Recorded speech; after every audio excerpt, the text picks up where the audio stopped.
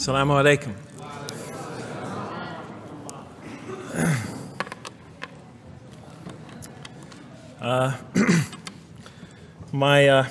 I've come from the University of Kansas. We're playing in the Final Four this very instant.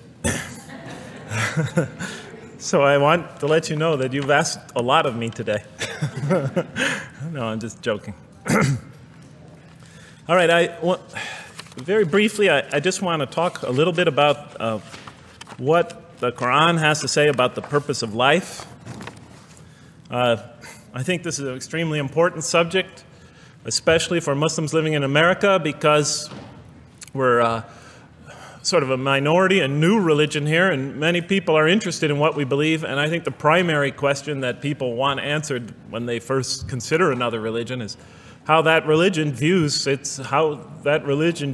purpose of life, the purpose of of our existence here.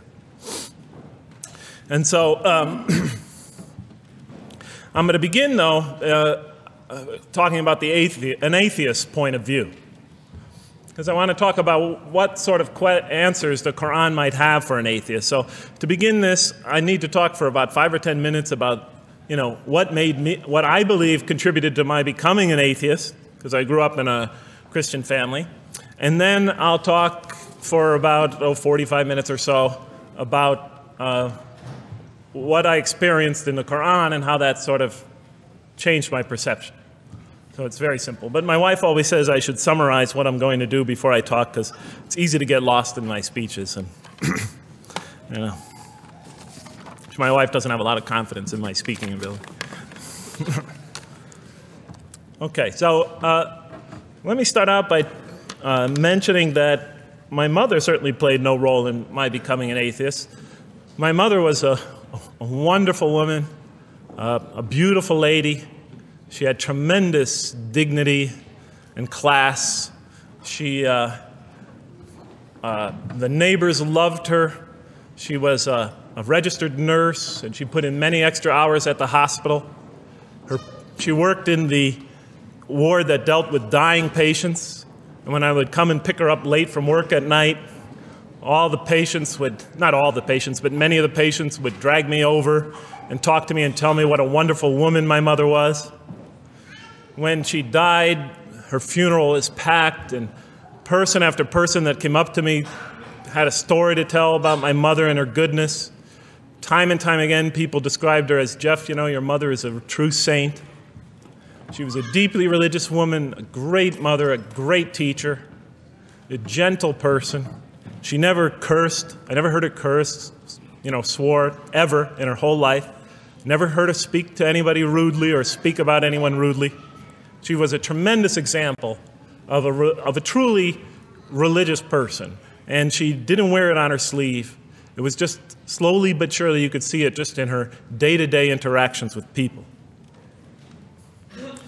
My father, on the other hand, was a difficult man. My father, for some strange reason, had this tremendous rage inside him. I don't know where he got it. He had this terrible violence inside him. And every night, he would try to quell that violence with hard drinking. And his drinking, though, only made him all the more volatile.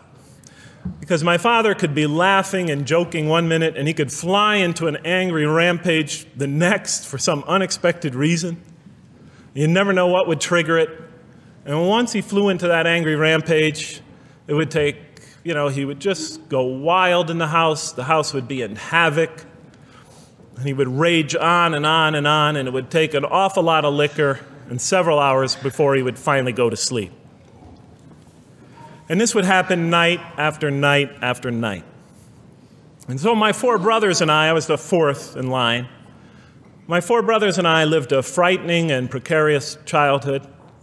But I'd have to say the worst of it was watching my father regularly taunt and threaten and abuse my mother. And it would happen day in, day in, day in, day out, night in, night out.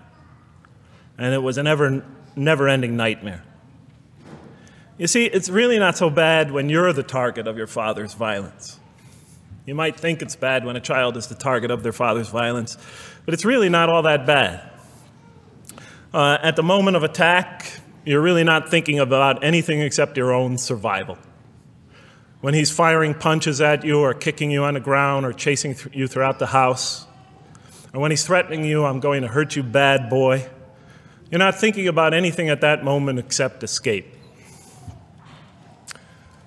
While all that's going on, you're not thinking about the aftermath or consequences, the psychological repercussions or anything like that.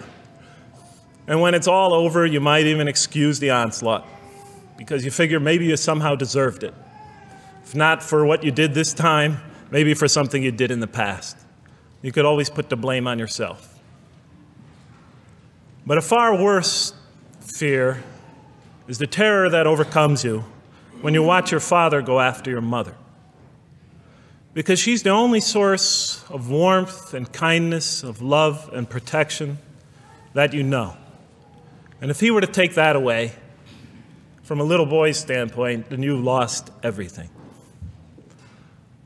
But far worse than the fear is the guilt. And it comes over you from several directions. First of all, there's the guilt that comes at you upon you from the growing antipathy you have towards your father. Because we're taught to love and respect our parents, and we are born with this natural bonding attachment to them. But when you watch something like this happen night after night after night, and this rage is growing inside you, you're being pulled in opposite directions. Then there's also, of course, the guilt that comes when you think that you might be the cause of this night's violence. Maybe something you said or did that you didn't even realize triggered it. Maybe just your father's dislike of you triggered an argument between your mom and him that is now raging on downstairs. But the worst guilt of all, and it is by far the very worst, is knowing that you did nothing to stop your father from hurting your mother. Because while he raged on against your mother downstairs, you hid in your bed and you trembled underneath the covers. Maybe you whimpered and you cried and you put the pillow on your head. And thus, you traded personal respect for personal safety. And with each such incident, you come to realize with ever greater and greater clarity, you come to realize your own weakness, your own impotence, your own incompetence, your own worthlessness, your own cowardice. And the hate grows and festers inside you, not only for the man that you call father, but for yourself as well. It is a terrible, terrible thing to make a young boy choose between his mother and himself. It is extremely unfair. I noticed that tomorrow there's going to be tomorrow morning a lecture about spousal abuse given by Dr. Shaheen Rizwan. I hope you'll all attend it. I think it's a very important subject. When I was little, I used to daydream about life without my father. I just wanted the violence to go away. I wanted not to be afraid anymore. I felt like I was trapped in a bad dream and there was no way out. And so I prayed to God again and again and again to remove my father from our lives. But he was always there, and very soon I began to wonder if God really was. I could not fathom why God would subject my mom to such lifelong punishment. Could not imagine what great sin she must have committed, or that we, her children, must have committed to deserve my father.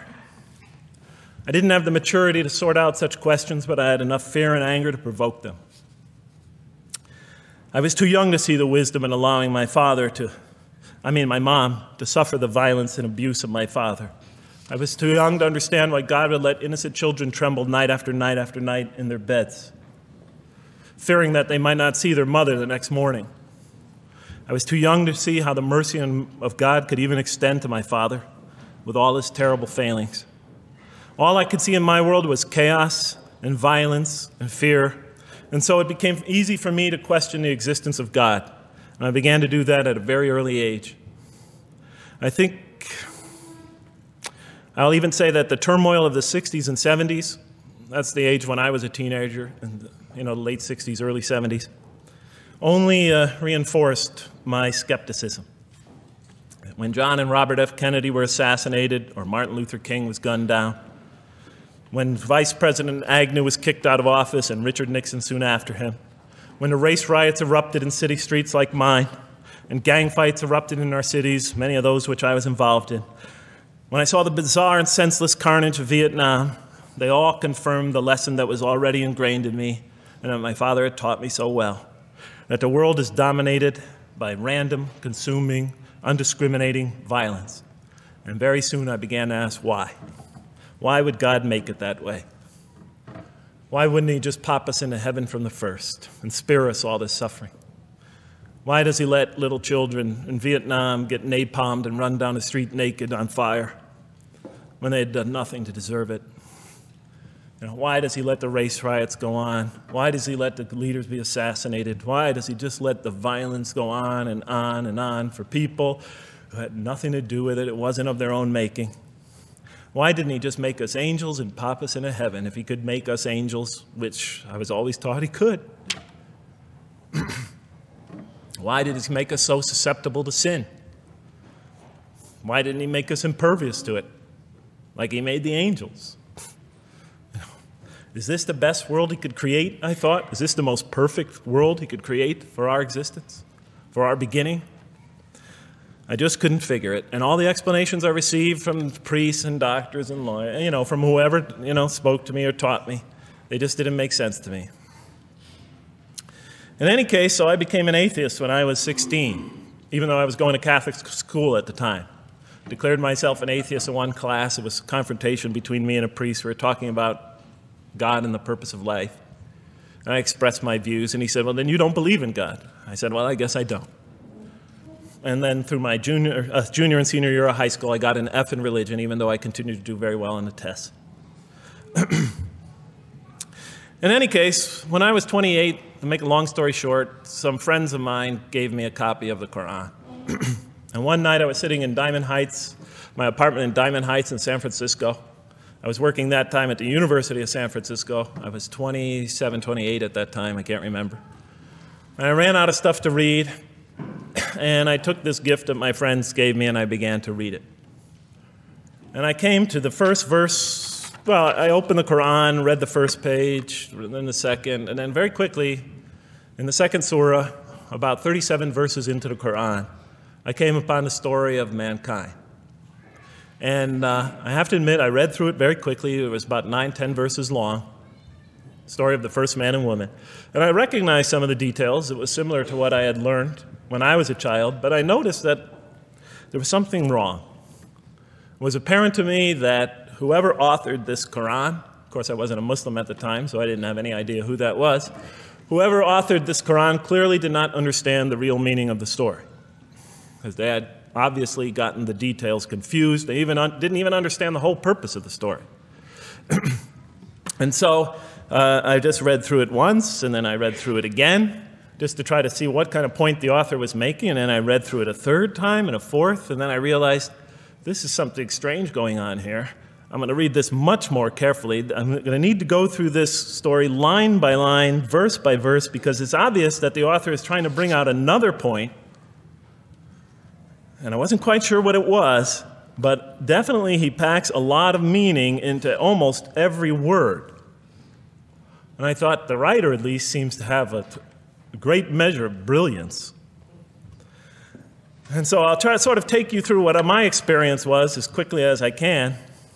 So I came to the 30th verse of the second surah, Surah Al-Baqarah, and it began like this. It said, "Behold, your Lord said to the angels, I am going to place a vicegerent on earth." The Arabic word is khalifa. It means a representative or an emissary of mine. "I am going to place a vicegerent on earth." And they said, the angels said, "Will you place therein one who will spread corruption and shed blood, while we celebrate your praises and glorify your holiness?" And God said, he said, "Truly I know what you do not know." See, that's the verse that hooked me. That's the verse that caught my attention. That's the one that kept on making me read the story again and again and again. Because listen to the way it begins. Behold, your Lord said to the angels, I am going to place a representative of mine on earth, a vicegerent of mine, an emissary, one who acts on my behalf. I thought, that's not the way it goes. You're not supposed to be placing man on the earth in some positive role, some elective office. You place man on earth as a punishment for his sin. Clearly, I knew the author didn't quite get the point. But still, it was an amazing line. But then I come to the next line, and it says, and the angels say, will you place her in one who will spread corruption and shed blood, while we celebrate your praises and glorify you? I looked at it again. I couldn't believe the question. They said, will you place her in one who will spread corruption and shed blood, while we, the angels, celebrate your praises and glorify you? I looked at that and I said, exactly. That would be my question. Why would you create this being, supposedly for some positive role, when he's capable of doing tremendous wrongdoing? When he could spread corruption and shed much blood? Why would you create this violent and pernicious creature when you could create angels? As the angels clearly say, well, we, the angels, celebrate your praises and glorify you. They were asking one of the most fundamental questions in the entire history of religion. Why create you, man, this utterly fallible creature, this creature who could rebel against God's will, who could do such tremendous wrongdoing, who could wreak havoc like no other creature on earth, when you can make them angels? And look where the question is being asked. It's being asked in heaven. It's almost like saying, look, why don't you just make them angels and be up here in heaven with us, you know? Why don't you just make them angels, pop them into heaven, he's fine. Why would you put him on earth where he could feel distant from you, where he could work out his worst criminal tendencies, act them out, feeling somehow independent and apart from you and free to do whatever he wants, when you could just make them angels and put them into heaven and make them perfectly submissive to your will? I looked at that question and said, that's my question. I'm not even a single verse into the story of mankind, and there before me I see my question. That whole question, everything that I ever thought, everything that I ever experienced, everything that I ever knew was in that question. It was as if the author took my life and wanted to pick out exactly the right question to humiliate me, to provoke me, to anger me. Why create man, this most destructive and violent creature, when you could make them angels? And then look at the answer. And he said, God said, truly I know what you do not know. You know, in modern parlance, we would say, I know exactly what I'm doing. I read that and said, what? You know what you do not know? You know exactly what you're doing? Well, please inform me. Tell me what you're doing. Because, you know, I'm 28 years old and I haven't figured out it yet. And I have a lot of issues that I'm still dealing with that's connected to this question. You can't just get off that easy. You can't just tell me you know exactly what you're doing. Not after what I've been through. Not after you made me this way. And then I realized, of course, I was arguing with a God I didn't even believe in. And that would happen several times as I read through the Quran. And sometimes I would just get into so agitated by what I read, I'd start arguing with this voice that I'm reading before me, that's calling to me. So we turn to the next verse.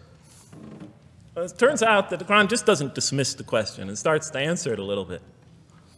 And in the next verse it says, and he taught Adam, God taught Adam, the names of all things.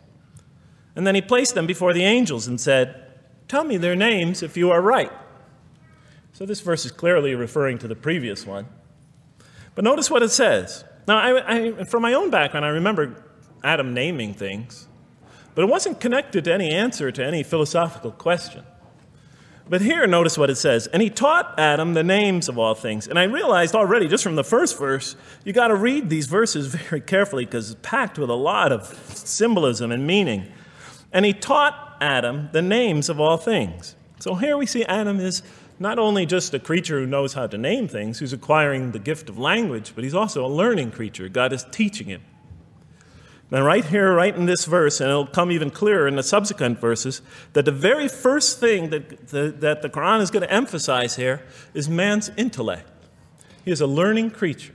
He is taught. And what is he taught? What is one of the great intellectual gifts he's given?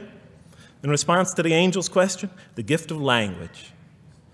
Because through language, mankind could not only learn, but he could learn things not only through his own experience, but he could learn things that other people have experienced of times and places that are hundreds, thousands of years and miles separated from him.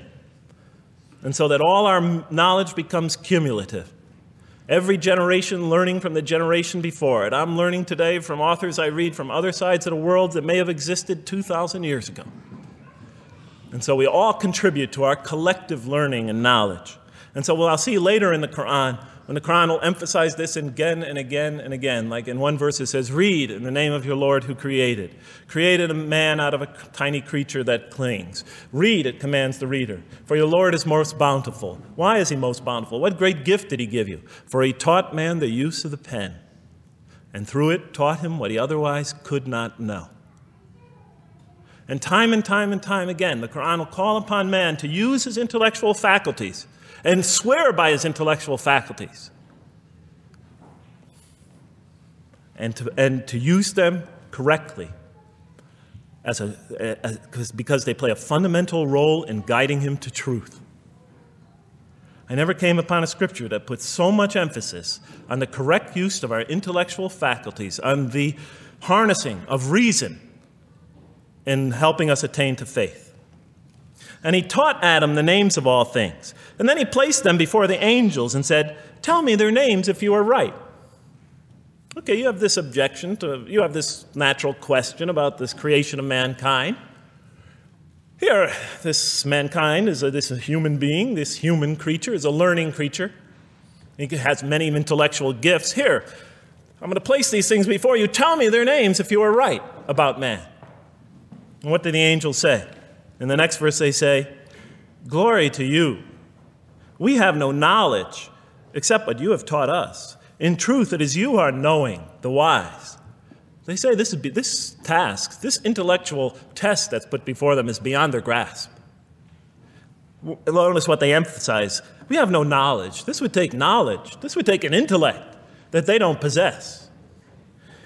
In truth, it is you who are knowing, the wise. You got it. It's easy for you. You're the knowing, the wise. You have knowledge. You have wisdom.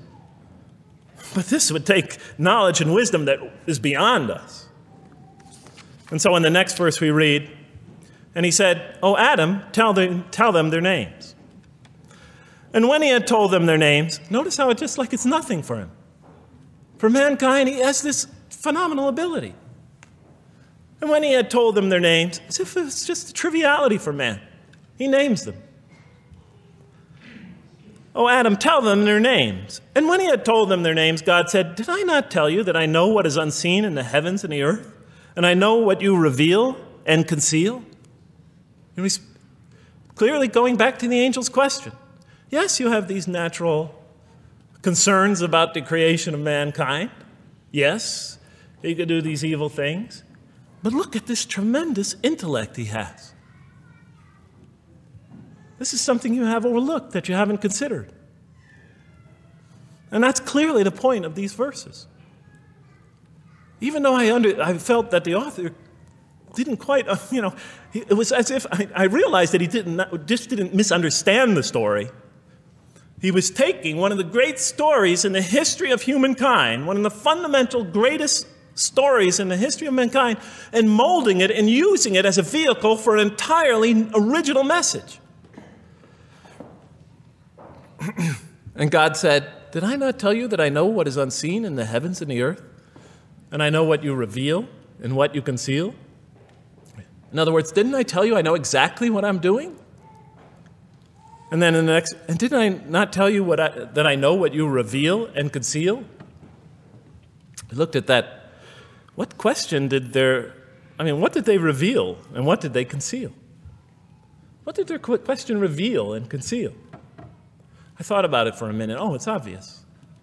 What did their question reveal? You just go back and look at the question. It revealed the sinful and sinister propensities of man. I mean, it's obvious, right? Why are you all looking at me like that? You're starting to scare me. You're all looking very serious. Am I losing you? Wow. Okay. So, they revealed the sinister and evil propensities of man. But what did their question conceal? And all you have to do is think about it for a minute. Human beings, yes, they could do evil. Yes, they could do wrong. Yes, they could create misery. But they could also do exactly the opposite. They could choose to do evil. They could choose to do tremendous good. They could choose to do tremendous violence. They could choose to show tremendous compassion. They could choose to be, to live by falsehood. They could choose to live by the greatest truths. They could be terribly ugly. They could be terribly beautiful. And up until that point in my life, I, like the angels, that only saw one side of the coin. For the first time when I read that verse, believe it or not, it was an eye-opener for me. I had always been obsessed with the evil potentials of human beings.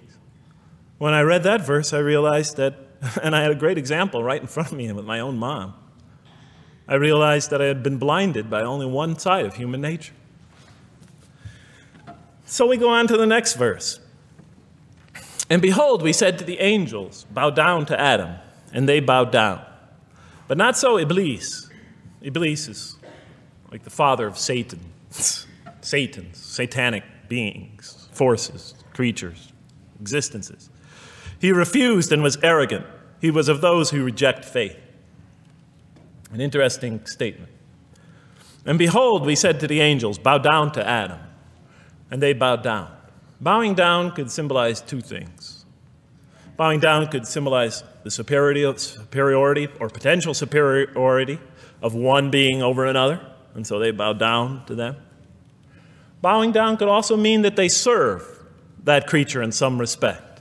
Of course, the Quran says that all beings serve God, all created beings serve God.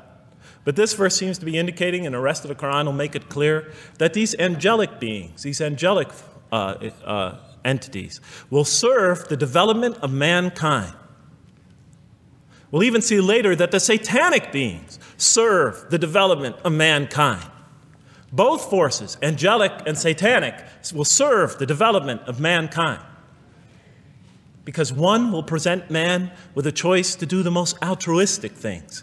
The other will simultaneously try to influence man in the opposite direction.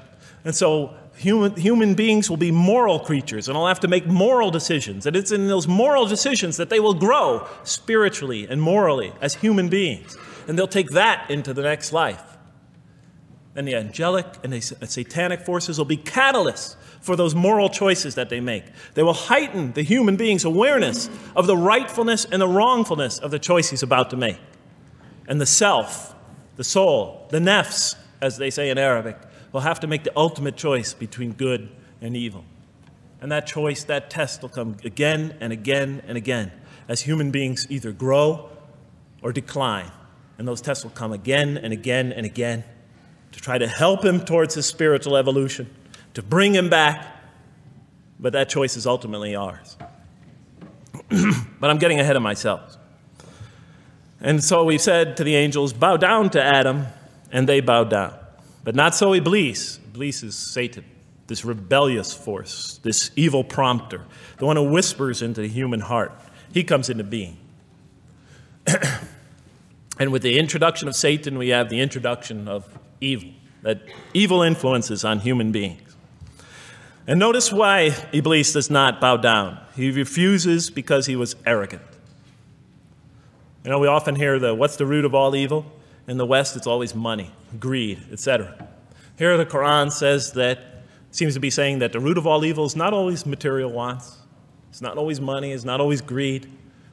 At the heart of evil is arrogance, putting yourself above all others, of assigning to yourself special priority and neglecting the rights of others, of pride and arrogance and envy, the source of evil. He was of those who reject faith. I looked at that verse and I said, okay, I mean, I get why you would create angels, to sort of influence man in a positive direction. But why in this story now are you introducing Satan? What sort of role was Satan play? And then, of course, you just think about it for a minute and you say, yes.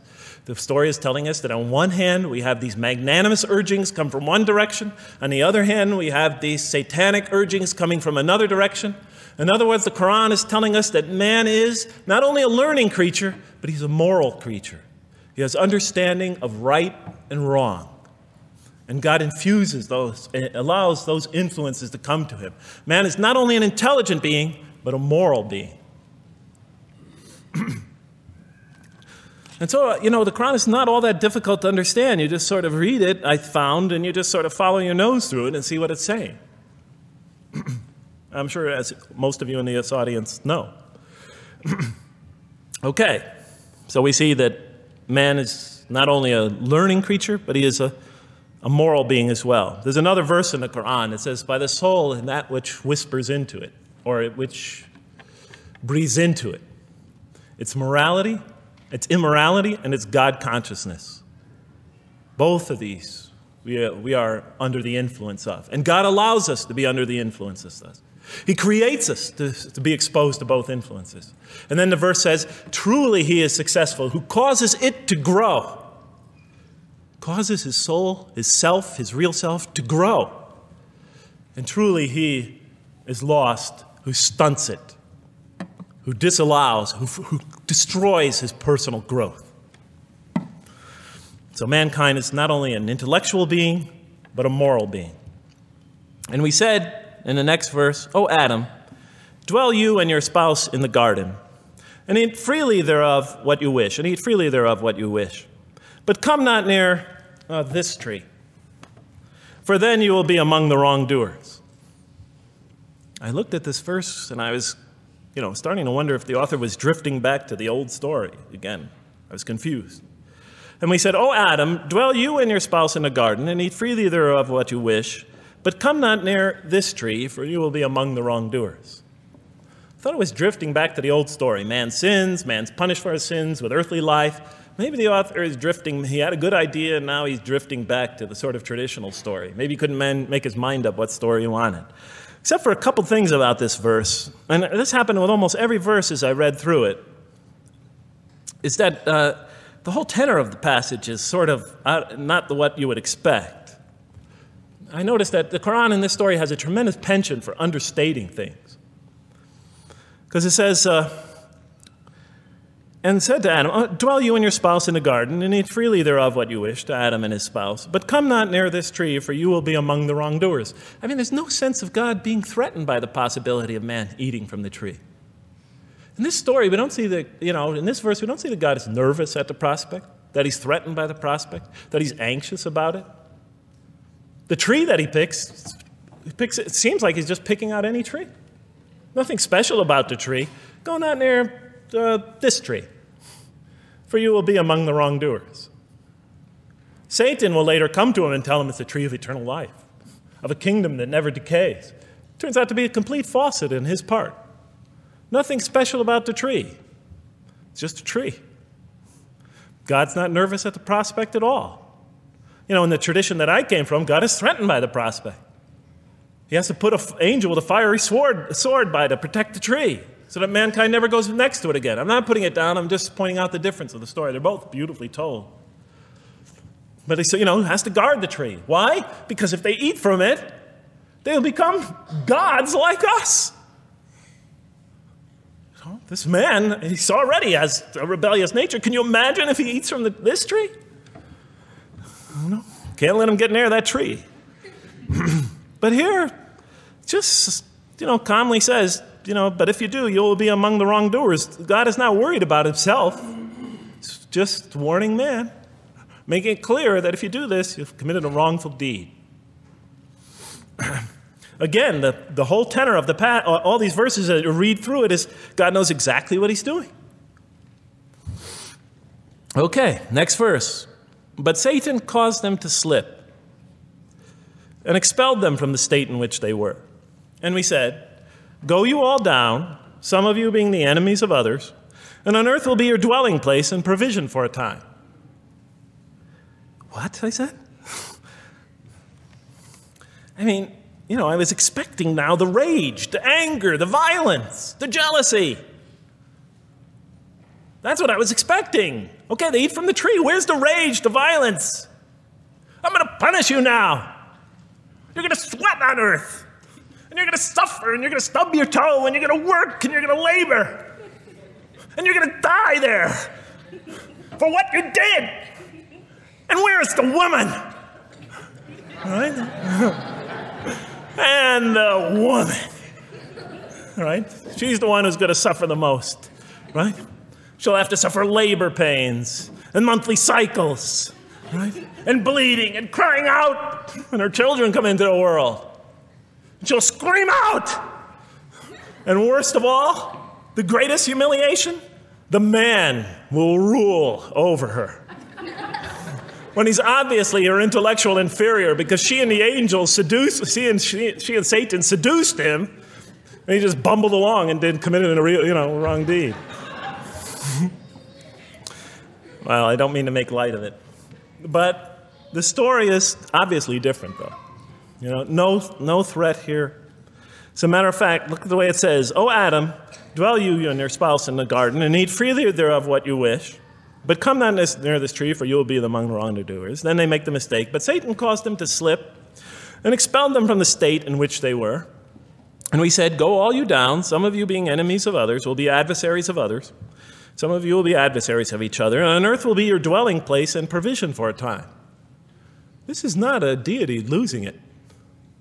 If you look at it, I mean, on earth will be your dwelling place and provision for a time. That's not the words of a God that has lost, that is really extremely upset. On earth will be your dwelling place and provision for a time. When I walked into the hotel today, and they said, and it's this nice one up here, I don't know the name, I can't remember the name of it, but it has a continental breakfast. And they said, your room will be room 111, and there's a continental breakfast in the morning. I didn't say, I didn't think they were mad at me. Because they said, you're going to sleep here, and this is going to be your provision in the morning. Oh, thank you. But notice something else about this verse. I mean, when you read these verses for the first time, I don't know, maybe I'm nuts. And many people think I am. But when you read these verses for the first time, I mean, this is just so much that catches your attention. But Satan caused them to slip. I remember, I couldn't get that verse out of those words out of my head. Satan caused them to slip. To slip? The greatest sin in the history of the human race, and it's called a slip? In my culture, slip means, you just momentarily, for a fraction of a second, you lose your focus. It's not a big deal. My Uncle Bob used to always say to me, "Jeff, I'm sorry, I'm 5 minutes late, I slipped up." The understanding is it's no big deal. It's just a slip. That's what we say when we make a minor mistake. I slipped up. Don't worry about it. Never happen again. A slip, I said? Momentary loss of focus? The greatest sin in the history of humanity? Why we're all here? Why we're all suffering? Why we experience death? A slip? I didn't believe it. I went to my Arabian friends at that time. I didn't know any Arabic. They came to this verse. We went through it line by line. I said, now don't change any words. Just read them one at a time. But Satan made them, and I said, okay, this one right here. What does it mean? Tell me what that means. They looked at it, it says, slip. Slip. And expelled them from the state in which they were. A slip, I thought? But then maybe I was trying to force the traditional understanding, the traditional interpretation. Maybe it was just a slip. I mean, after all, they didn't commit murder. They didn't commit robbery, rape, pillaging, assault. They ate a couple of pieces of fruit. It's not the greatest sin in the history of humanity by any means. And then the next verse says, and then they were expelled from the state in which they were. Well, what state were they? Let's see now. Let's go back from where we started. First, mankind is being taught. We see he's an intellectual being. Then we show he's a moral being. Moral being means he's a being that's going to have to make choices. And then God gives him this choice. It's not a huge deal. It's not the gravest sin in the history of humanity by any means. It's minor by any standards. They make it, though. We see that God originally intended to put man on earth as his vicegerent. We see a period of preparation where he's being prepared intellectually, where he's growing as a moral creature. When does God finally put him on earth? What signals that he's ready to begin? He makes his first independent choice. It's not the worst deed in the history of humanity. It's minor on anybody's scale, but it shows that mankind is ready to act on his own, to be his own, to make his own choices, that God has empowered him to make choices, and he's ready to make them and carry them out and see them most often to their expected ends, if God wills. And that seems to be the only real significance of it. But I thought, maybe I'm getting this wrong. Maybe God just blows off into an angry rampage the next verse. So I look at the next one and it says, and then Adam received words from his Lord. And God turned to him mercifully, for he's oft returning, ever merciful. Well, if I had any doubts up till now that God is not enraged by what this has happened, that God hasn't prepared mankind for this choice, for what was eventually going to happen, that all this was preparation for mankind to begin his earthly sojourn in this famous allegory. If I had any doubts before now, I had them, certainly didn't have them after reading this verse. This verse is entirely consoling, reaching and merciful, reaching out to mankind in mercy. Mankind goes to earth. He's obviously afraid. He obviously feels remorse. He's in an unfamiliar environment. And what does God do? He turns to him. He turns to him. In Arabic, the word has the meaning of like a father turning towards an infant or a child or somebody, or a parent, a mother turning towards her child. And he turns to him mercifully, and for God is oft returning, ever merciful. And Adam receives words from his Lord. What kind of words? Probably words of consolation, words of hope, words tell him not to be scared. And in the next verse, we see those are exactly the type of words that Adam receives. He says, go down, Adam and his spouse. Go down from this state, all of you together. Repeating that again, just so that we know that this is not a punishment here. Go down from this state, all of you together, and truly there will come to you guidance from me. And whoever follows my guidance has nothing to fear, nor shall they grieve. It is an emotional picture. This young couple is here, in fear and in shame, feeling remorse, and God reaches out to them and turns towards them and tells them, you have nothing to fear, nor shall you grieve. I know this is tough for you, but you've been prepared for it up till now, through your entire existence. It had to happen. This is a necessary stage in your development, in your growth, but just hang in there, follow my guidance, be true to me and I'll be true to you. I'll guide you, I'll help you, I'll do whatever you need. Just follow my guidance and you have nothing to fear, nor shall you grieve. Okay. So I was impressed. I thought this author, whom I didn't know, I thought was extremely brilliant. Because the story is entirely coherent, but it's bringing out entirely new meaning. And it's stressing some things in the human equation that I would never have normally thought of. Actually, I thought these sort of things argued against the existence of God. Here, the author was using them to say, look at these. These play a fundamental role in the purpose of life. What? Intellect. Human beings have intellect. Right. In response to the angel's question, they are moral creatures, and they are subjected to evil and angelic promptings. And they have to choose between them again and again and again throughout their existence. And their growth, which the Quran talks about frequently, is going to depend on that. We're here to grow, as we will see. But it emphasizes choice. Human beings are creatures of choice. It also emphasizes suffering. Suffering. Hey, that's pretty nice writing. It also emphasizes suffering. Human beings are going to suffer here on earth. That's the first thing that the story mentions. Spread corruption and shed blood? Havoc, suffering, pain? Yes, these three things play essential roles somehow, the story is saying, in our development on earth, in our very purpose of our development. These are the three things we've always had the most trouble grappling with, all theologies have. Why give us intellect if it leads us often to challenge in our minds the existence of God? If we can't reconcile the existence of God with our minds, with our reason? Why give us choice if we could choose to do wrong? Just make us angels.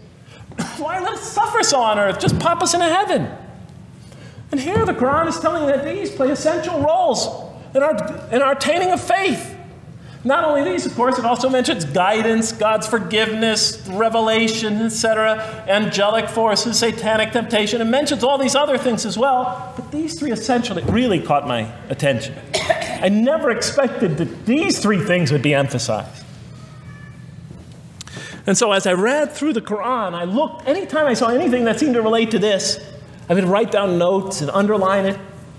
You know, and I would walk up and down in San Francisco with my pen as I'm walking, because I like to walk about 7 miles every day, and I'd be underlining.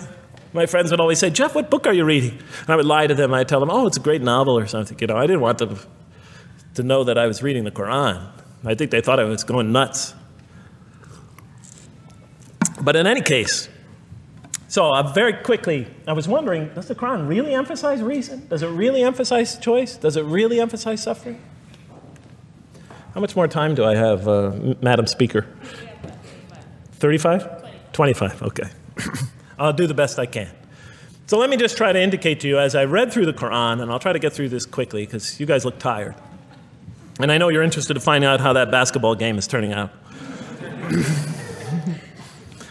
Let's see, does the Quran really emphasize reason as essential to human growth, to this experience we're having on earth, to our very purpose?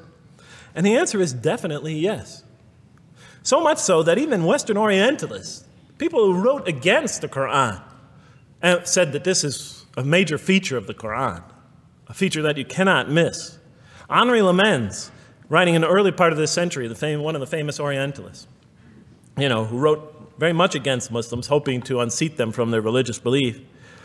He wrote, "The Quran," and this is his quote, "is not far from considering unbelief as an infirmity of the human mind." Unbelief is, he thought, and he was saying it mockingly, is like, you know, you can't think straight. You're not using your mind right, as my father used to say. Maxime Rodinson wrote at length about the rationalistic approach of the Quran to faith. And this rational tone of the Quran is one of its most salient features, beyond doubt. I'll just give you a few quotations. One of its fundamental themes is that people ignore or reject God's signs and corrupt religion precisely because they do not use their reason. And the Quran will say that again and again and again. The Quran says about the disbelievers, they refuse to reason and are a people who do not reason. I have 7 such quotes in the Quran. The Quran will say, will you not reason? It mentions that 14 times to the reader. God reveals signs and lessons and admonitions so that, and this is a quote from the Quran, perhaps you will finally use your reason. There are 8 such statements in the Quran. From the Quran's viewpoint, reason and faith are allies, just as illogic and false belief are allies. And it clearly sets the conflict along these lines. It says the right way has henceforth become clear from error. Those who benefit most from the Quran are persons of insight. 16 such statements in the Quran. Firmly rooted in knowledge, 8 such statements. Use their reason, 10 such statements. Stand on clear evidence and proof, 7 such statements. Those who oppose this revelation are deluded, 9 such statements. In manifest error, 28 such statements. Ignorant, 15. Foolish, 3. Have no understanding, 9. Only follow surmise and conjecture, 9. And blindly adhere to tradition, multiple times. It states that. In an almost Socratic style, the Quran repeatedly quizzes the reader and calls into question his or her assumptions. Again and again, it asks us, what do you think? 18 such statements. Have you considered this or that? 13.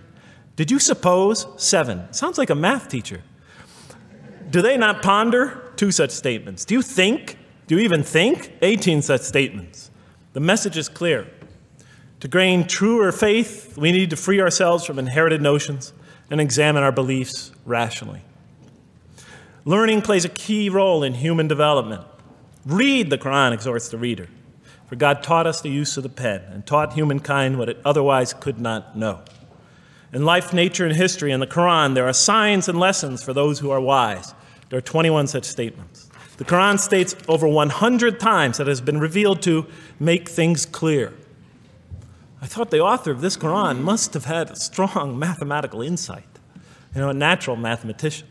All throughout, when I was reading, I was trying to imagine what he must have been like.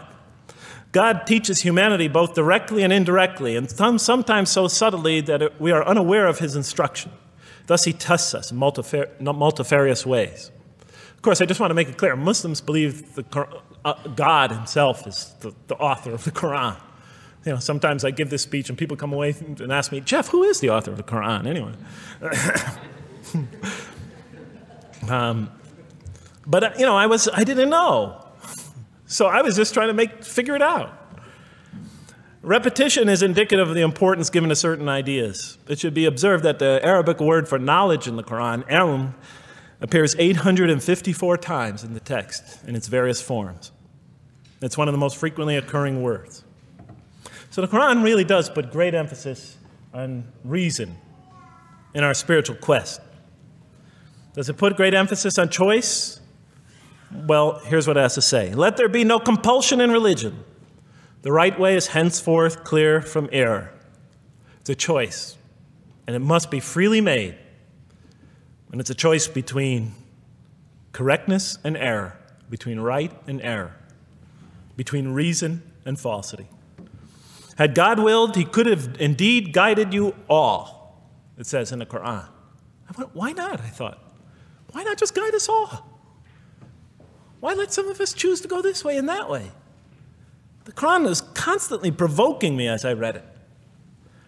Do not the unbelievers know that had God willed, he could have guided all mankind? Oh, do not the believers know that had God willed, he could have guided all mankind? Okay, I'm an unbeliever, I thought. Tell me, why didn't you guide all mankind? If you want us to be in conformity of your will, just make us that way. And if we had so willed, we could have given every soul its guidance. Why did you let us be creatures of choice? Just program us to do the right thing. Never make a wrong choice. Had God willed, he could have made us all one community. He could have made us clones of one another. But he didn't. It wasn't part of his plan. Enlightenment has come from your Lord. He who sees does so to his own good. He who is blind is so to his own hurt. It's your choice. It says it again and again in the Quran. Remember when I was reading this, I was a disbeliever. And this scripture is constantly reminding me, it's your choice, Jeff. It's no compulsion in this. It's your choice. It's up to you. You're probably not reasoning correctly here. Think a little harder. Come on, try. It's just a few more steps. And whoever is guided is only to his own gain, and whoever is stray, I am only a warner. It's your choice. We have revealed to you the book with the truth for mankind. He who lets himself be guided does so for his own good. He who goes astray, it's to his own hurt. It's his choice. There are many, many such references. I'll stop there. But you get the point.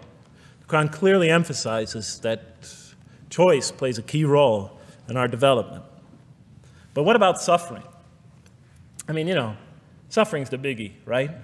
That's the real major question. What does the Quran have to say about suffering? Because every religion deals with suffering in a different way. It's either something you have to be saved from, and so some religions stress salvation, or it's something that you have to sort of transcend through meditation and training so you can sort of not feel it so much, get above it and beyond it. Some religions see it as primarily punishment. Some of the more ancient religions see it as the result of the precarious and whimsical, control of many gods working against each other, playing with human beings. Different religions have dealt with it in different ways. But almost all of them, I would indeed say all of them, have sort of seen it as something not so good. But let's see what the Quran has to say about it. Something to be avoided, to transcended, to be saved from. The Quran says just the opposite. You are going to experience it. You will suffer in this life. And it plays a fundamental role in your development and your growth and in what you are to become. This scripture didn't just say you're going to experience it. It said you should embrace it. You should struggle through it. Your life should be a struggle, it says. It should be a jihad. Yeah, right? But that's what it says. Jihad means struggle. When the Quran most says jihad, it's very seldom, it's most often not in the context of fighting. Qital is the Arabic word for fighting. But it says even in the Mecca verses, long before Muslims had to defend themselves against their oppressors, it mentions that you have to struggle in the path of God. With the Quran, it even says. Struggle in the path of God with this Quran. Life is a struggle. It says in one verse, most assuredly we will try you with something of danger and hunger and the loss of worldly goods, with the loss of your lives and the fruits of your labor. Most assuredly we will try you. It's not just talking about evil people, good people. But give the good news, the glad tidings. Be happy for those who are patient in adversity and suffering. Good news, I thought? Doesn't the author understand the terrible effects of suffering? Give the good news to those who are patient through adversity, who when calamity befalls them say, truly unto God we belong and truly unto him we shall return. In other words, that this could benefit them. It was a remarkable statement. Here's another one. Do you think that you can enter paradise without having the like of those who passed away before you? And the next verses start to explain these people were good people who suffered terribly. Do you think that you can enter paradise without going through the same? Why, I thought? Why do we have to suffer in life? Misfortune and hardship befell them, and so shaken were they that the apostle and the believers with him would exclaim, when will God's help come? These are good people. When will God's help come? Oh, truly, God's help is always near. You will certainly be tried in your possessions and yourselves, the Quran tells the reader. You're going to face hardship. It's guaranteed. Every soul must taste of death, and we try you with calamity and prosperity, both as a means of trial. And to us you are returned. You are going to have hardship here. There is going to be no heaven on earth. This environment is made to be an environment of adversity. It is made to be an environment where you have to work, where you have to struggle, where you have to strive. And it plays a key role. Oh man, truly you've been toiling to your Lord in painful toil, but you shall meet him. You're toiling, yes, but you shall meet him. We certainly created man to face distress. What, I thought? We certainly have created man to face distress. You made us to face distress? Does he think that no one has power over him? Sometimes people get, so down. They just think, this can't be a God. Look how I'm suffering. He will say, I have wasted much wealth. Some people just become totally devoted to worldly aims. Does he think that no one sees him? Have we not given him 2 eyes to see with, a tongue, and 2 lips to communicate with, to learn from by communicating? Can't he see around him? Can't he tell from communication with other people? Haven't we pointed out to him the 2 conspicuous ways? What are the 2 conspicuous ways? But he attempts not the uphill climb. One of them is the uphill climb. And it says this is the way you should be pursuing. And what will make you comprehend the uphill climb? It is to free a slave, or to feed in a day of hunger, an orphan nearly related, or the poor one lying in the dust. Then he or she is of those who believe, and exhorts one another to patience, and exhorts one another to mercy. You have not attained to faith until you struggle the uphill climb. It's telling us you should pursue the uphill climb. What is the uphill climb? Reaching out to your fellow man who suffers. To feed the poor one. To help the poor soul that's lying in the dust. And all over the world there are people in that state. And we watch the news as if it's just entertainment. And the Quran tells us this is something you should involve yourself in. That is the road that you should travel. It describes a successful life as an uphill climb. Well, I can see I'm running out of time, so I'm going to have to tie this up in about 15 minutes, I guess. But definitely the Quran emphasizes these three elements in the human drama. But as I read through it, I couldn't see how it all fit together. I mean, why didn't God just... Why? Why do we have to experience these? What purpose do they play? Just pop us in the head and beam us up, I thought. Well, one thing, like I mentioned before, the Quran will repeatedly emphasize that we're here to grow and to learn. And I'll give you 4 or 5 quick verses because I know you're tired. It says, Our Lord, and raise up in their midst a messenger from among them, who shall recite unto them your signs, and that shall teach them the book and the wisdom, and who shall cause them to grow. We have to learn wisdom in the book, and Revelation in particular, and who shall cause us to grow. And we have sent among you of yourselves a messenger to recite our signs to you and to cause you to grow. Truly God was gracious to the believers, this is in the 3rd surah, when he raised up from among them a messenger from themselves to recite his signs to them and to cause them to grow. It is he who has sent among you who has sent among the unlettered people a messenger from among them to recite his signs and to cause them to grow. These are all distinct references. Just 2 more. There are many more. And the soul and that which breathed into it, its immorality and its God consciousness. He is indeed successful who causes it to grow. And he is indeed a failure who stunts it. And in the 92nd surah, Surah Al-Layl, it says, Far removed from it will be the righteous who give his wealth that he may grow. So the purpose somehow is to grow. We're in a growing, learning, developing experience. We weren't just created when we came into the world. This is actually a stage of our creation.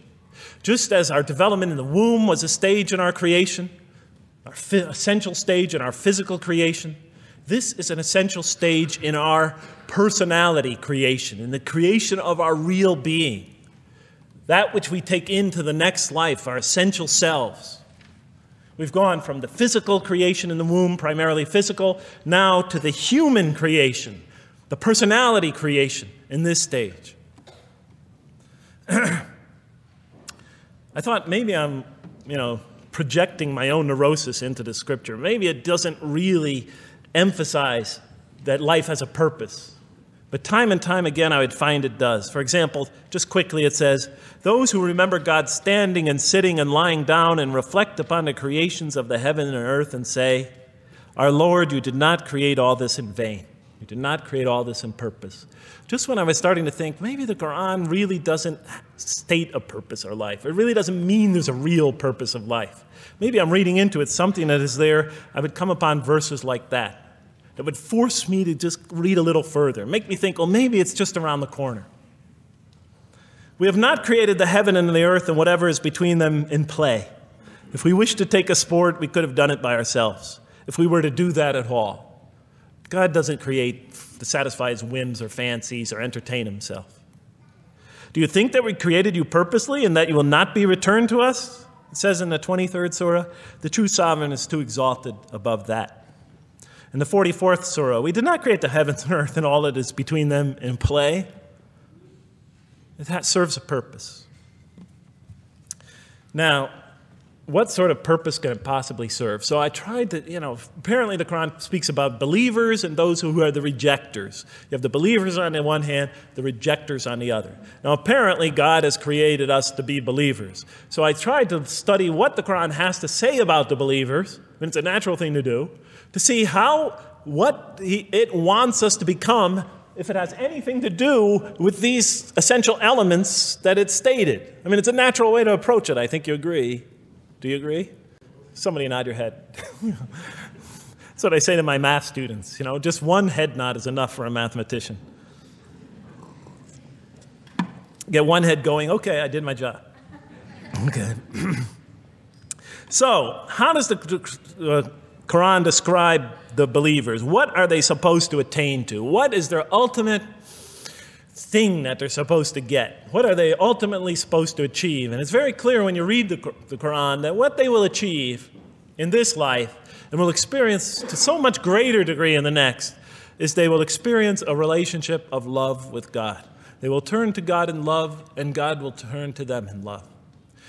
In the Quran, God's mercy, compassion, forgiveness, kindness, beneficence, warmth, generosity, all the things we normally think associated with God are freely given to all mankind. But when the Quran speaks of God's love, we would normally think of that as God's love. But when the Quran speaks about God's love, it's talking about something very special. His love is always presented as a relationship between two. If we do not turn to God in love, then we just receive His mercy, forgiveness, kindness, beneficence, warmth, generosity, all those wonderful nurturing things, His nurturing, and we reject it. And so we never really experience that love because we never really turn to it and open ourselves up to it. It is always there for us, but unless we enter into that relationship, that love, that give and take, that relationship of love is never develops. We reject it, and that's what the word kafir means. It means to reject, to turn your back, to ignore, to throw something, a gift that someone gives you behind your back. And so the Quran tells us that the believers will experience this sublime relationship of love. It says, "Yet there are men who take others besides God as equal, loving them as they should love God. But those who believe love God more ardently. Say, if you love God, follow me, and God will love you and forgive you your faults, for God is the forgiving, the merciful. O you believe, if any from among you should turn back from his faith, then God will assuredly bring a people he loves and who loves him."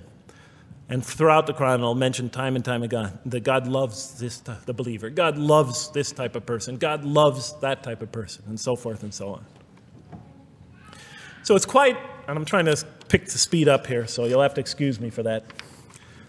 But it is apparent from the Quran that one of the purposes of creation, maybe the essential purpose of the creation, is to produce from this subset of humanity that will freely enter a relationship of love with God. They will not only experience the beauty of other relationships in their lives, but this love that they will experience with God is the sublime experience that they will enjoy. Not only in this life, but infinitely greater in the next, when all the distractions, all the masks are stripped away. Okay, I thought, you created us to love you, for us to turn to you in love and to experience your love, to receive and experience your love. But why do you need these? Just pop us into heaven, love us, and make us love you. Program us to love you. You'll make my dog love me. Do the same sort of thing. I kept on coming back to the same issue. Just do it. Okay. Still couldn't see it, and I was almost through the Quran, and I thought either I'm dumb or this scripture just never really got to it. Okay, so I didn't give up. I thought, okay, what's the next natural thing to do? Okay, so we're here to develop this relationship of love with God. The Quran tells us that, if we are believers and we do good, we'll experience great joy and peace in this life, not only through our relationship with God, but through complementary relationships with all the people around us in this world will be a one for us of peace and serenity, even though we have to struggle and survive and suffer. But I couldn't see, how this all tied in with this suffering business and why he couldn't just put us into heaven. So what's the next natural thing to say? Okay, so we're created to have this relationship of love with God, to enter this relationship, to experience and receive all that he has to offer us. So the natural thing to do is to study the two partners in that relationship. What does the Quran have to say about us, the believer? What does it ask of him and her? What does it require of them? And then what does the Quran tell us about God? And then is there some essential nexus, some essential connection between them, and does it have anything to do with these?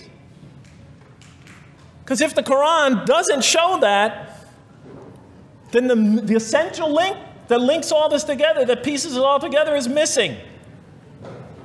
And as I thought to myself, whoever this author is, and by now I knew he had fantastic genius, even though he came from the primitive confines of the most backward, most uncivilized sector of humanity, of people that had no literary history, really, to speak of, no great works of literature, no scriptures that preceded him, even though he came from the desert of culture,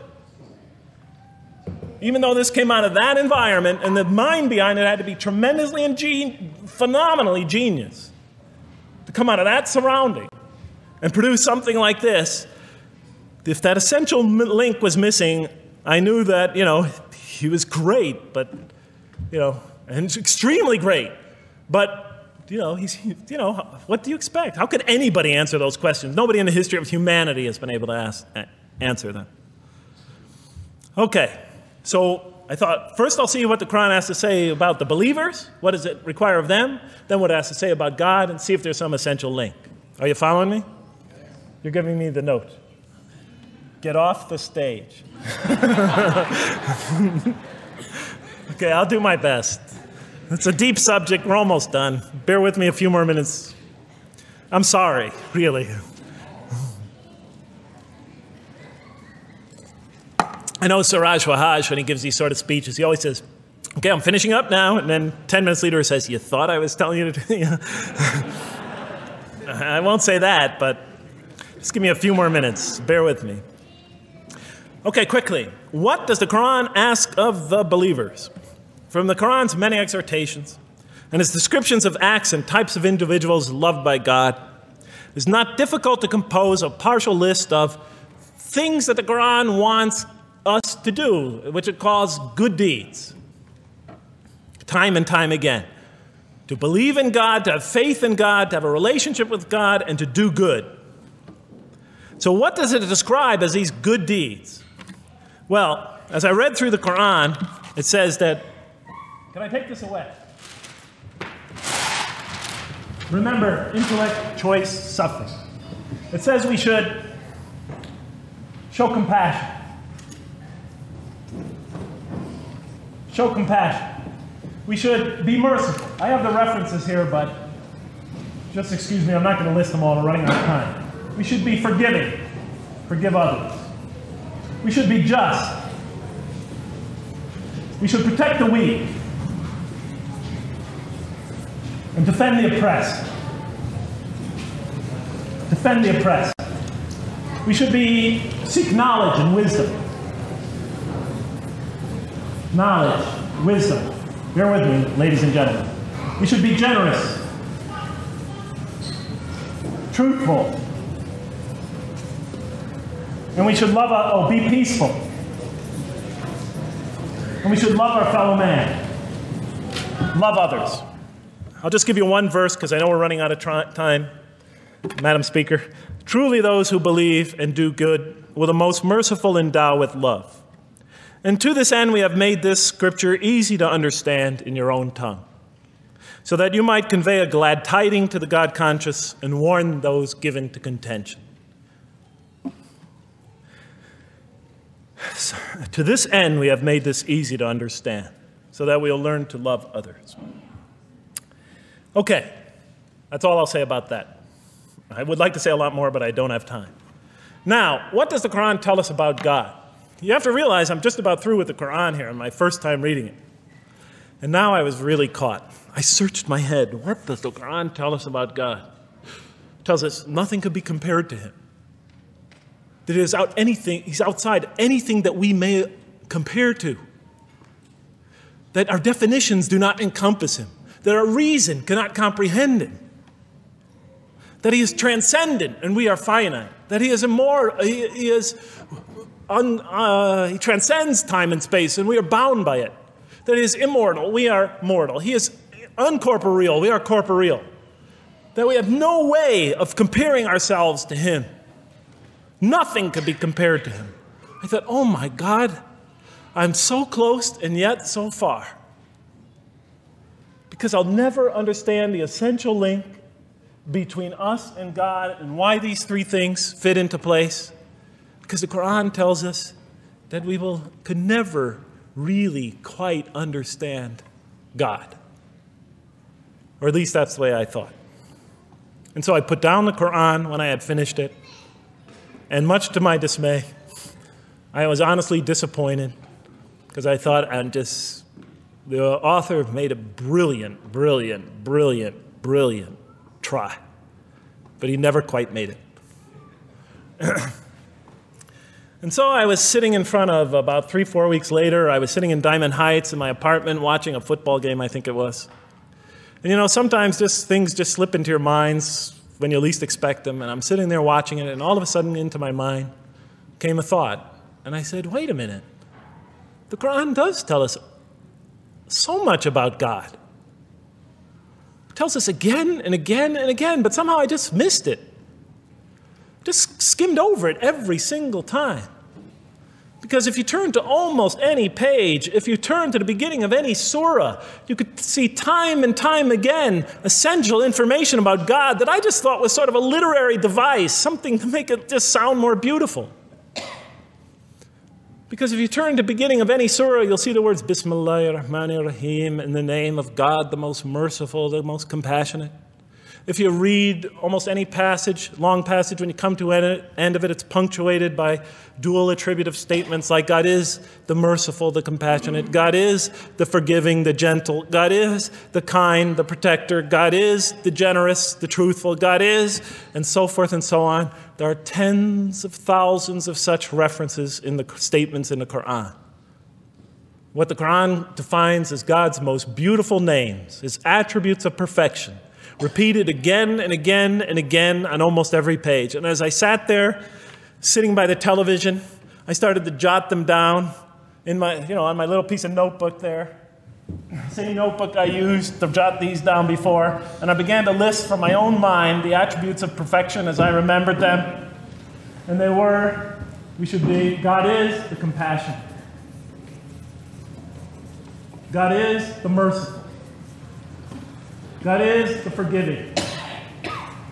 God is the just, the protector, the defender of the oppressed and the weak, the knowing, the wise, the generous, the kind, the truthful, the loving, the peaceful, the source of all peace, the truth, and so forth and so on. Every item I had listed in my list for the qualities that we human beings are supposed to develop, the Quran was telling me had its infinite source and perfection in Allah, in God. And then all of a sudden, all the pieces fell together. Then I suddenly saw it, as I see most of you probably see as well. That now, suddenly it all began to make sense to me.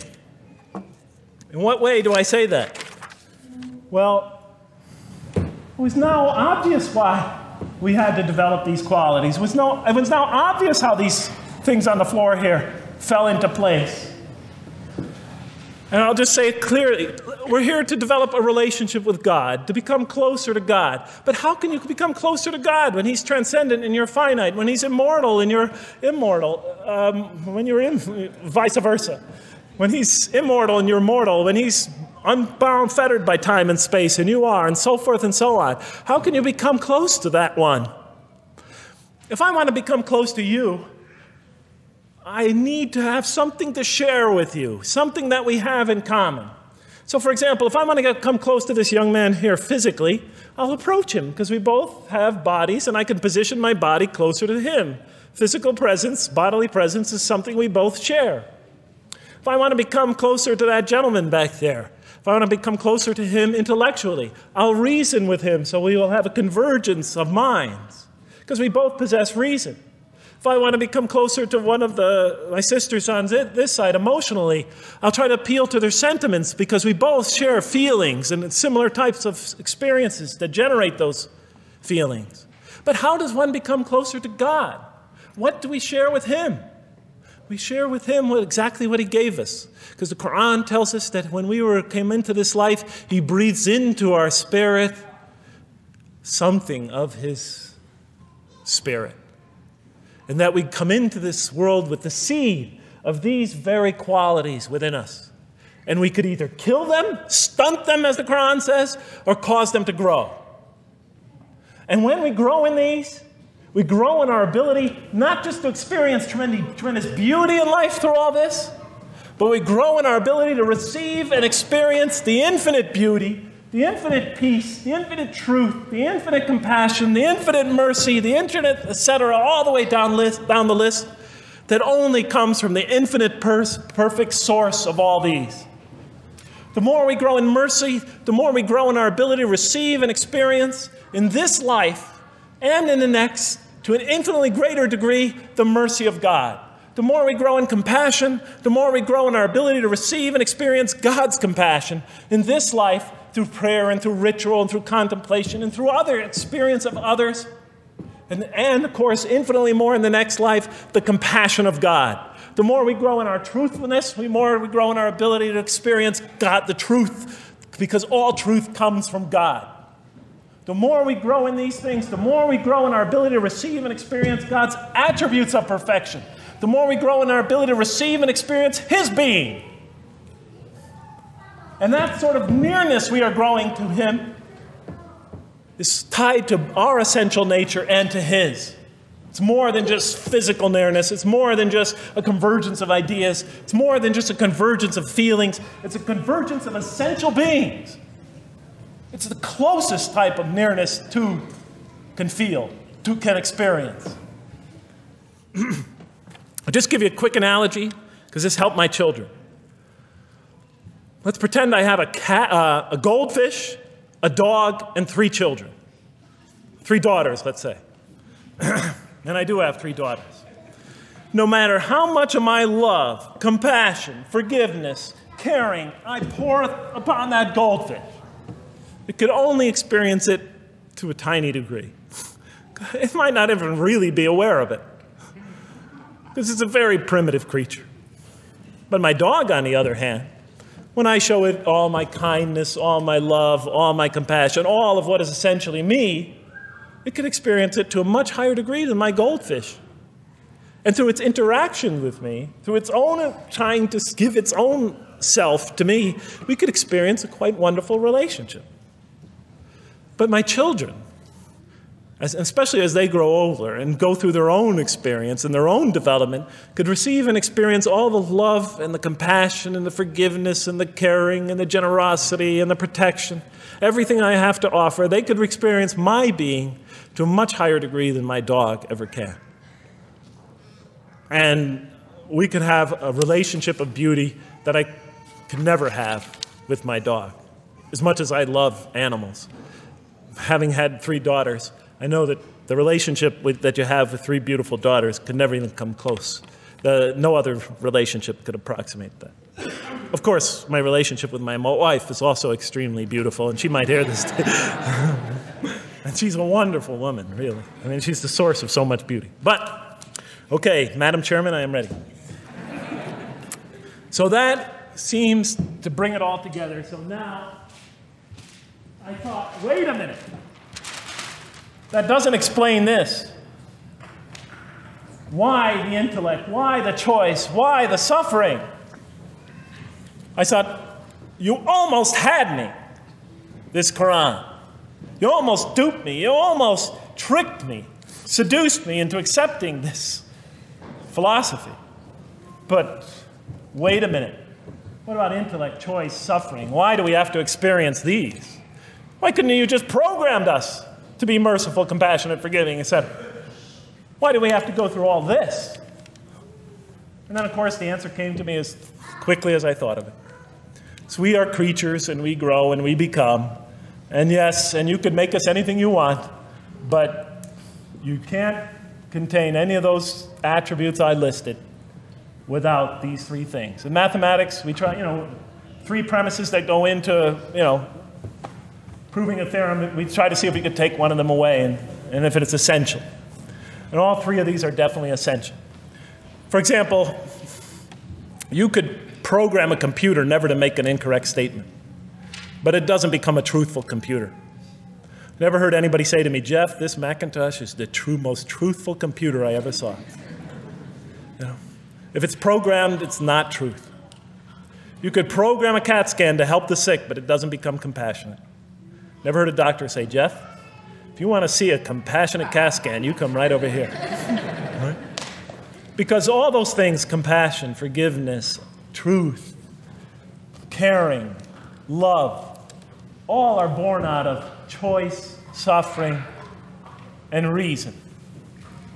In order to do a compassionate deed, when we consider reaching out to someone in compassion, that person, first of all, that's inconceivable without the presence of suffering, an environment where there's suffering. And when we decide to help them or not, we reason in our minds, what is this going to require of me? It's going to require some suffering on my part, some of my giving of myself. And without that mental process, it doesn't become a compassionate deed. And if it isn't by choice, it's not a compassionate deed. It's that choice that makes it compassionate. Same thing with truth. Truth is a choice between telling the truth or not telling the truth. Oftentimes we tell it when we're at risk to our own personal loss. The more suffering that might come out of that choice, the greater is the truth behind it. The greater an act of truthfulness. And all the time we have to weigh the consequences of that choice. If I tell the truth here, my teacher's going to give me an F. If I don't tell the truth, I might get an A. We weigh it in our mind. Last example, the famous wedding vow. Do you take this woman to be your wife in sickness and in health, for richer or for poorer, until death do you part? What are they asking us? Do you knowingly make this choice, understanding full well what's at stake here? That it might involve richness but poverty, health or sickness, that suffering's going to be involved until death. Once a young lady told me, you know, you never really loved me. Because when the going got tough, when things got hard, when we hit rock bottom, when my life fell apart, you just got up and left. And she was right. And she understood full well that that's what love is all about. It is through giving and suffering together and hanging in there with each other and not bailing out and persevering through suffering, making that choice and knowing what you're doing. All those three things are essential.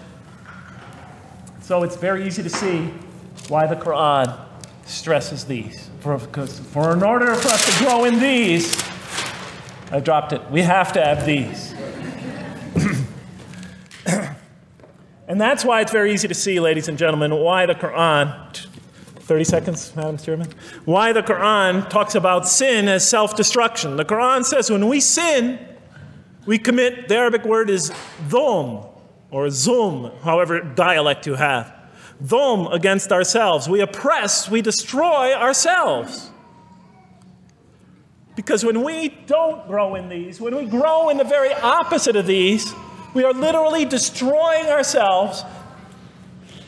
When we grow into the things that are antithetical to these, we are destroying our natures and will not allow ourselves to receive and experience the beauty that could be in store for us this life and the next.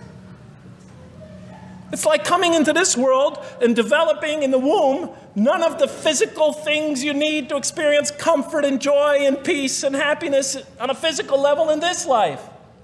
It's as if you're coming into this life and you've destroyed yourself physically somehow in the womb, and you came into it and you had nothing to protect you from the cold, from the heat, from the harshness of the elements, from germs, from disease, nothing to protect you, nothing to satisfy, give you the ability to satisfy your thirst or your hunger, nothing for you to experience any physical comfort. This is all that matters as we go into the next life. If we don't develop these through our relationship with God, our very purpose of our being, then we will experience terrible suffering in this life, worse than if we came into this life in a physical state that didn't avail us of any of the comfort of this life. And so it'll be worse than fire. It'll be worse than endless fire. It'll be worse than the worst hell we could possibly imagine. So the Quran tells us, that yes, when it talks about heaven and hell, it's used very powerful symbolic language, but what it essentially is telling us is imagine the greatest joy and wonder and peace and serenity you could ever experience, and that's what's open to you on the one end. But on the other end, imagine the most terrible suffering that you could possibly bring on yourself, and you could also do that to yourself as well. And it'll be worse than anything you could have ever imagined. And the Quran tells us that God says on the day of judgment, I did not harm you in the least. You destroyed yourselves. And it could say that in total objective truth. And that's why the Quran, well, I think I'll leave it at that because Madam Speaker is about to shoot me. I still have other things to talk about, but I want to find out how that basketball game is going. So thank you so much for listening to me for so long. And may the peace and mercy of Allah be upon you all. I didn't mean to try to scare anybody at the end. That wasn't my goal. I was just trying to make a point. And may the peace and mercy of God be upon you all. Thank you so much. Assalamu alaikum.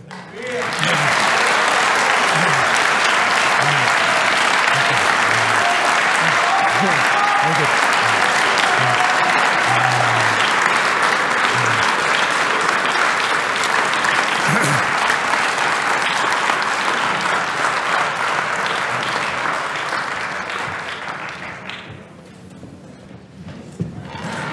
All right, we'd like to thank Dr. Lang for that very heartfelt, very long presentation. I have a few things to say before you all leave, so just be patient with me for a second.